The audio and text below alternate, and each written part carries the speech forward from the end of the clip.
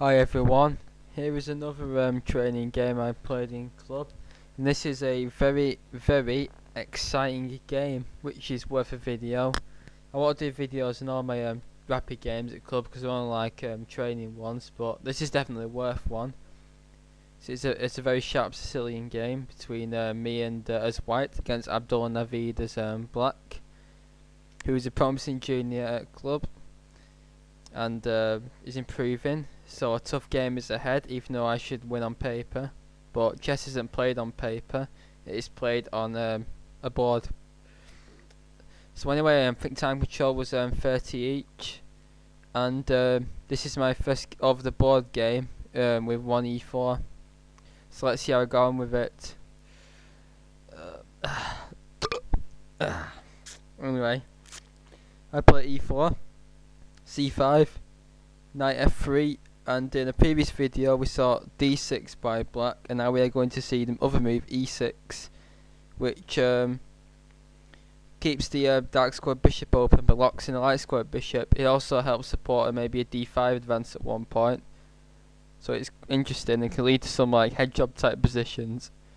And after d4, c takes d4, knight takes d4, he plays a6, which is the can on the Paulson system, which will followed up by something like queen c7 and bishop b4 and all that to knight f6, or it may transpose into a Scheveningen with d6, with then pawns on d6 and e6.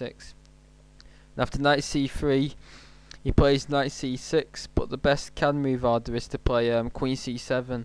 This prevents the English attack, which I'm a specialist with both e4 and d4, which is basically bishop e3, f3, queen d2 and castles long.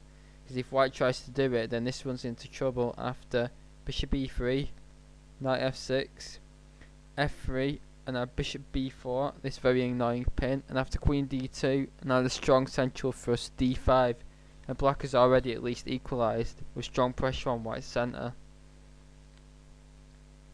Back to the game.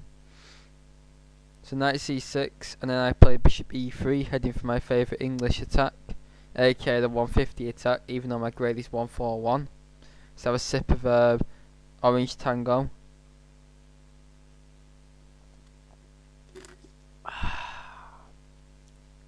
Now queen c7 is the main line, aiming to control e5.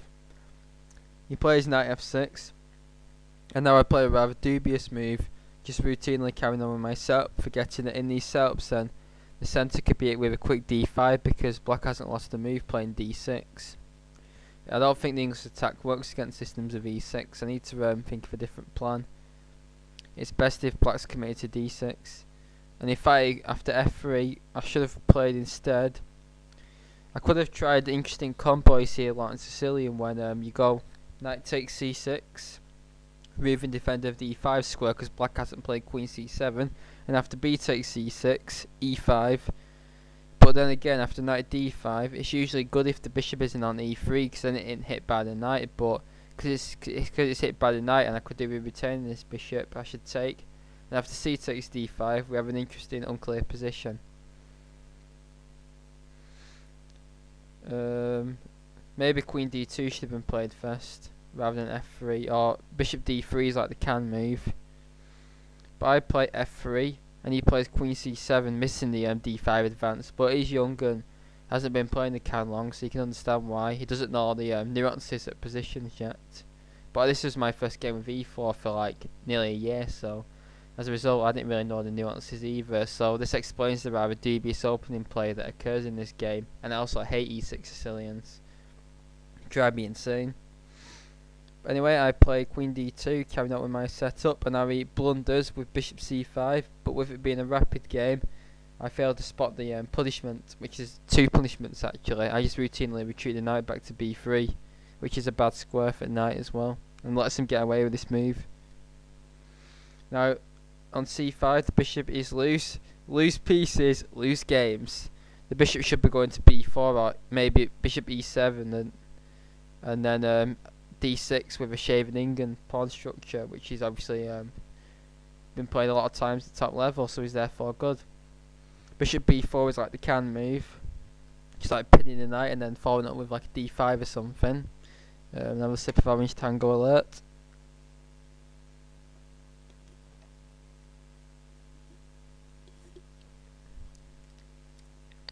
Right, bishop c5, and after knight b3, well, after bishop c5, in my notes that are provided by 3C's coach Phil Adams, he gives the punishment knight db5, where this is taking advantage of the black queen being unprotected and falling with check, because he has to take, and after bishop takes c5, he's lost his dark square bishop, and I've still got one, and his dark squares are very weak, and he can't even castle, because d6 I just take it.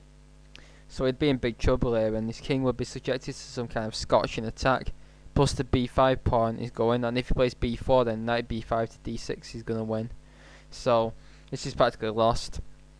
Another strong move, actually, I'll just add this to my notes, is knight takes e6 seems to work. Whoops. What am I doing here? It's blundered then. Because if it takes my bishop, then this queen's falling with check. So this would be interesting. I'm winning the pawn for nothing. But anyway, I instantly just played knight b3 routinely, thinking there was nothing there. Because if I forgot that I thought after bishop takes e3, then I can't do anything because my queen's attacked. So I simply forgot that he hasn't castled, so his queen goes with check. So after knight b3, he plays bishop takes e3, queen takes e3, and castles, and I'm behind in development here, so I shouldn't be thinking of attacking, but I turn into a bit of a hacker, so I sometimes attack behind in development, which won't work against strong players, but against a lower rated in a rapid play could work. I mean, I moved behind because if you have a look, that black's like got 3 pieces out and has castled, whereas I've got 3 pieces out and haven't castled, so I need to be thinking of just castling long and then playing my g4, h4 hack him up thing, but I just flash out with g4. I didn't want to castle too early because he might just go b5, b4 and then hack me up on c line, so I quite like delaying castling.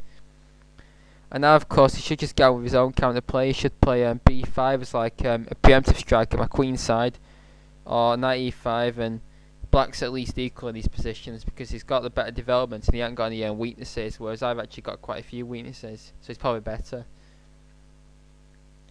So but then he plays h6, a very bad move, because one, when under attack, do not make defensive pawn moves unless forced to. He's also giving me a chance to pry open the g line with rook g1 and g5, which would be in trouble then, because I'd be attacking his knight, so we couldn't just play h5 and ignore it. And also in opposite side castling, which this is going to be, you should just try and hack him up on the other side and only make defensive moves if completely forced, because initiative matters in opposite side castling.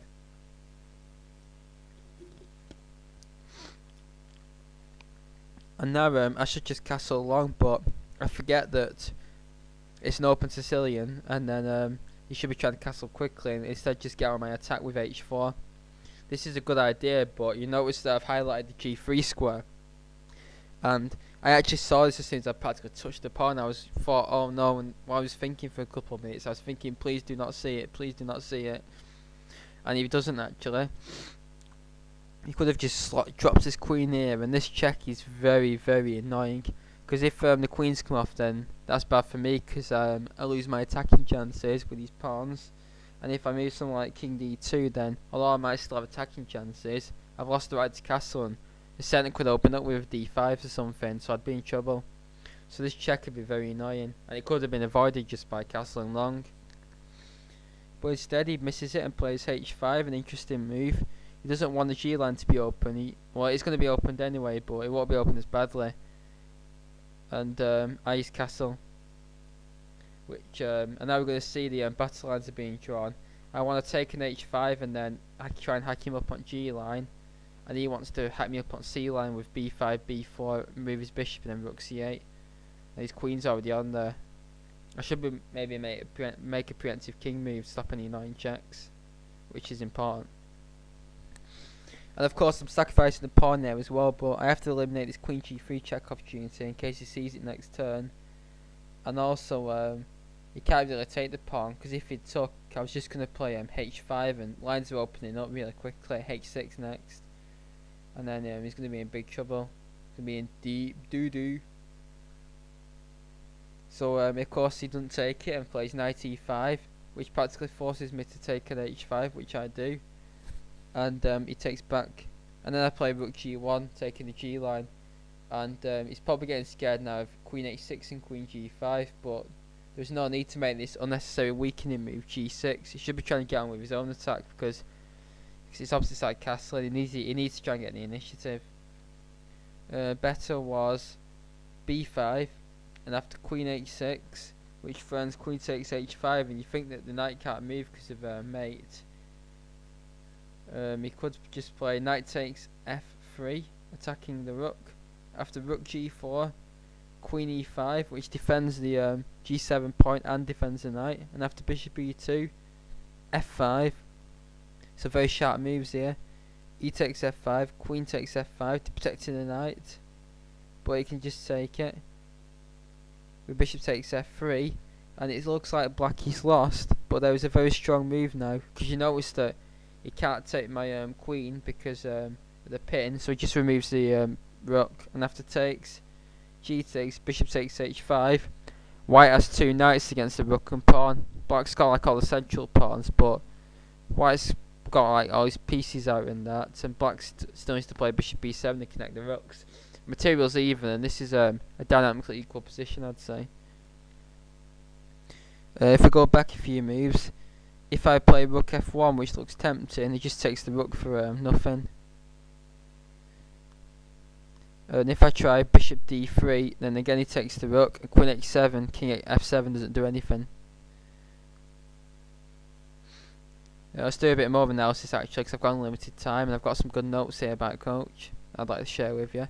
After b5, if I play the weaker queen g5, now comes a knight fork with knight takes f3, and after queen takes h5, knight takes g1, e5. This looks dangerous, but after g6 there is no way to proceed, and I'm down in exchange and a pawn.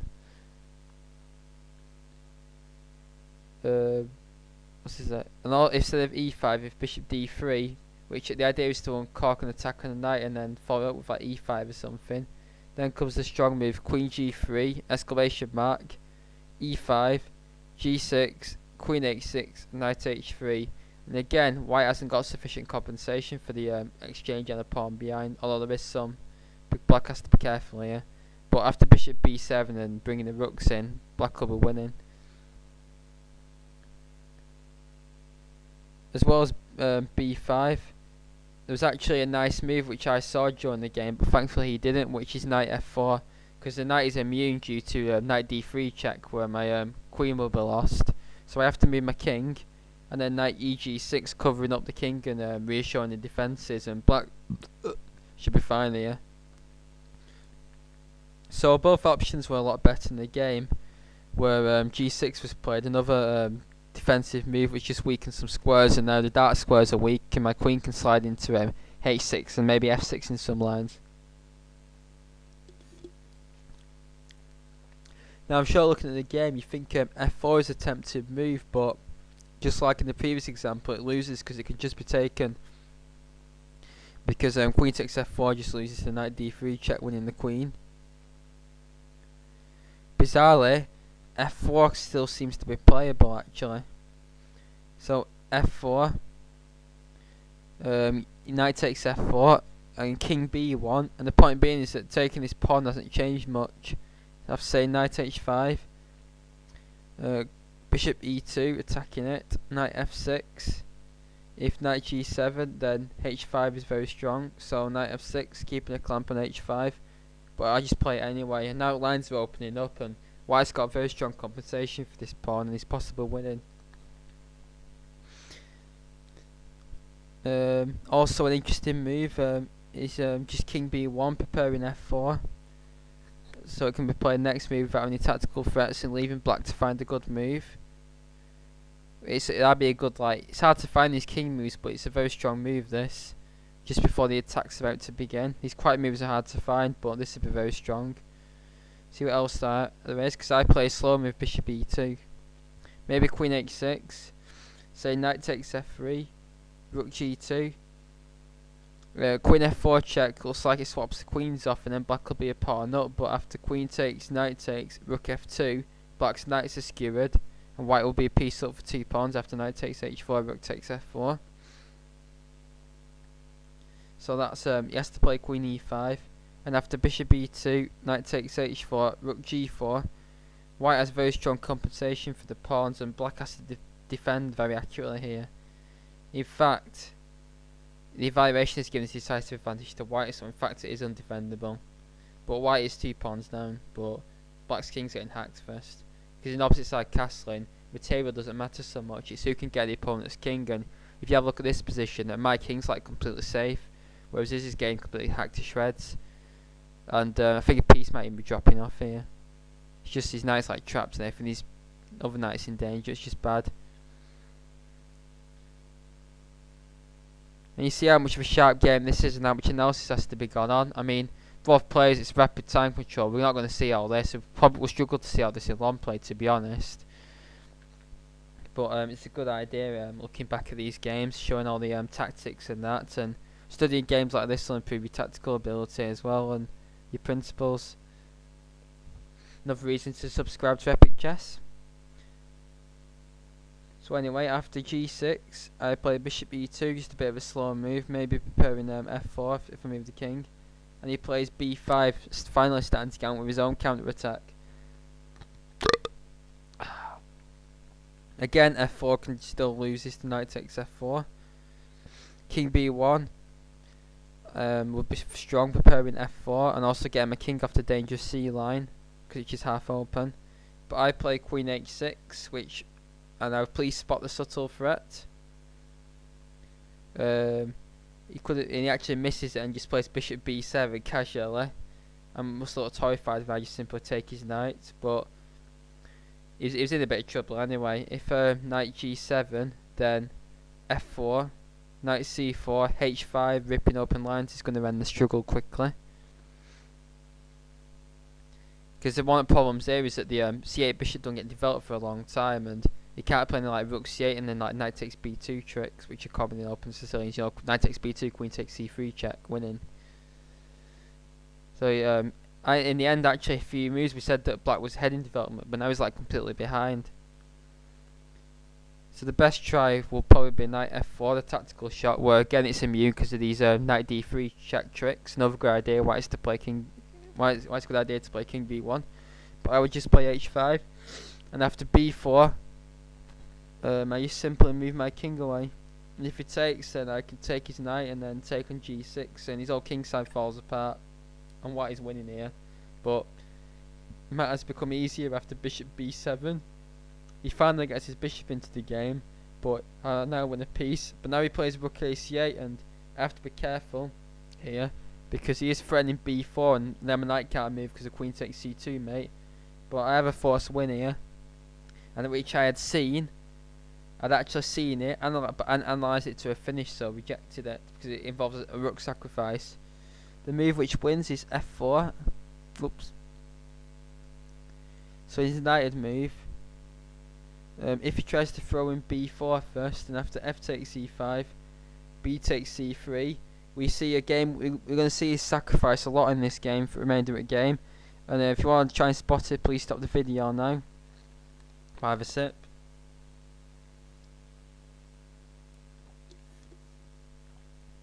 Black's pawn shield is completely torn apart by rook takes g6 check, a very strong demolition sacrifice which we are going to see a lot of for the rest of this game in lots of variations and even in the game. He takes, queen takes, king h8, and after check it's mated on g1 because e5 pawn cuts off f6. So that'd be, so b4 is no good. The idea is to kick the knight away from defensive g6, so the sacrifice will just rip black's king to shreds. That's the key to winning this game. So after knight c4, we take, and after f takes g6, queen takes g6, king h8, queen h5 check, king g7, rook g1, king f6, queen g5, king f7, and bishop h5 is mate. And that is all completely forced. And of course, if he doesn't move the knight, then he's just dropping the second piece, so he can resign. So it's amazing how I didn't see that. Instead, I decided to devote a tempo to trying to stop the attack. However, the move is an absolute complete blunder, and actually it throws away the win completely with bishop d3, triple question mark. I thought I was just going to defend c2 and then just build the pressure and just be a piece up, but forgetting that the bishop is falling with check. So after b4, my knight can't move because then he takes my bishop and then mates on c2. So I'm just losing the piece back. Say knight e2, then just knight takes d3 check is going to win. After queen takes c2 and then queen takes b2 mate. The best chance was king b1, and after b takes c3, f4. If he takes the bishop, then rook takes g6 wins again. But I played f4 and moved too late, and this loses. He plays knight takes d3, and I have to take with the c pawn. And then if b takes c3, then rook takes g6 check wins. How many times am I going to see this sacrifice? If he takes my f4 pawn, which is best, and after king b1, b takes c3, b takes c3, the game has gone from a win for white to a sharp, unclear position, which black's chances look favourable, but it's anybody's game from this point. And in rapid play, anything can happen. Instead, I play rook takes d3, thinking I'm still winning. He plays one of the move which I dreaded, which is actually a bad move and a bit Patsy check or Patsy pawn. Bishop takes e4, just wins on the spot practically. It defends the g6 pawn, which stops any annoying sacrifices by me, which we're going to see even more of. It attacks c2, so my king's going to probably get hacked, and the rook's attacked, and it took a pawn as well, so black's then going to be a pawn up. And this is big trouble for me. But he plays queen takes f4 check, and after king b1, b takes c3. And now, I'm going to give you a test here. By the way, the move to survive was queen f6. This is a test. This is a rapid play game, so there's absolutely no way we could calculate this. Well, not yet anyway, not while we're like 140 ECF. Maybe 240 we could. I'm going to give you a massive test here. You'll need to stop the video for quite a few minutes if you want to have a go at this. There is a long drawn out forced win from white here. You have to calculate 7 moves to see it. And this would be a really good test of your calculation ability, and I recommend you have a try. 7 move win for white. See if you can do it. I'll show you in a few seconds, just to give you a chance to stop the video, and I'll finish my drink off.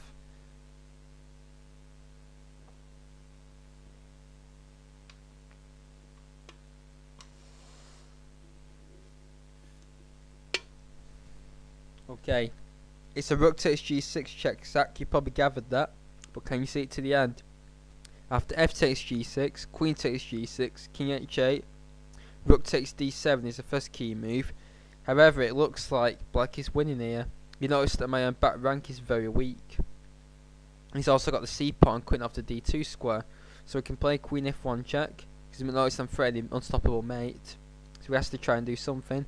And after knight c1, it looks like I lose after queen takes c1, king takes c1, and rook f1 check.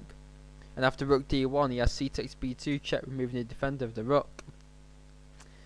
And you think that after he takes, he's going to have 2 rooks and a bishop against my queen and a couple of pawns, so that'll be winning. However, after king takes b2, if he takes the rook, then the final point of the combination is this fork. And I'm going to be have a queen and 2 pawns against the rook and bishop, which is a decisive material advantage of a pawn of a piece. And this will be winning. But that was very hard to see that. Even Phil said, who usually expects us to do stuff like that, said he didn't expect us to see it. And that was a win, that, for me. Pretty amazing, that, isn't it? That force. That's a long force line, that leads to adventure with this fork 7 moves later. And I'd actually fancy my chances of trying to see something like that in long play, but rapid play, no chance.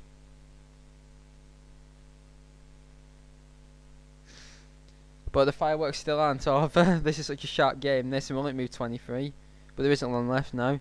First of all, I played rook g3, threatening the sec on g6. But of course, he can just take a centre pawn, and now he's 2 pawns up with a strong bishop against this lousy knight on b3. He's defended his g6 point, and now I decide just to try and throw in one last little trick. I play rook g4, attacking his queen. I decided if he does it to f5x, then I can sack on g6 and get a draw. However, I am wrong. Well, first of all, the clearest win seems to be queen f5, threatening the queen and to take. If I swap queens off, then I'm just 2 pawns down in an endgame, so I can resign. If rook g5, then just bishop takes c2 check. So I think I'm like forced to swap the queens off, and then I'm just 2 pawns behind, so that'd be a win. Queen f3 is winning, but a bit more complicated, because now I play my last trump card with rook takes g6 check, even though it's now defended twice and only attacked 3 times. He plays f takes g6, and after rook takes g6 check, I throw in a draw offer, thinking that if he takes the rook, then queen takes g6 is a perpetual check, and if king f7, then I can win his queen with rook g3. However, we both missed that my queen's on pre in this position. So if he plays after king f7, there is nothing for white, and black is a rook up. I can only play something like queen h7 check, then he moves his king, and then I can just resign on the start. There's just nothing there. So basically, we've had this incredibly sharp game where I'm winning easily for all of it. After some dodgy opening play, all of a sudden I give him a chance, and he gives me a chance, and then he should win, and then he accepts a draw in the 1 position. It's incredible, this game, absolutely incredible. It's maybe a poor play by both sides, I suppose, but it's fun to watch, and it's what rapid play games are like this. That's why I enjoy it. And I hope you've enjoyed my analysis on these long tactical variations I've shown you. I enjoyed playing in it, although I should be beating players like these, but there we go. Can't win them all. And I'm always happy to play in a sharp, aggressive game.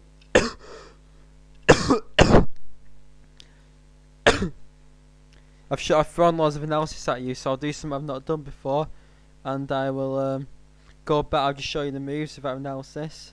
So these are the actual moves. And yeah, the Sicilian defence has produced many sharp games down the years at every level, and this is an example of one. See my English attack setup.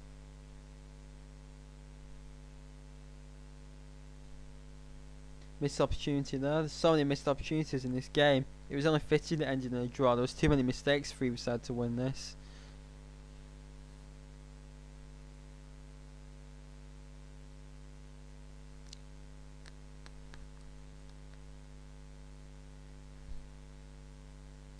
See me winning a piece for nothing and then completely blundering it back after one move. Another forced win.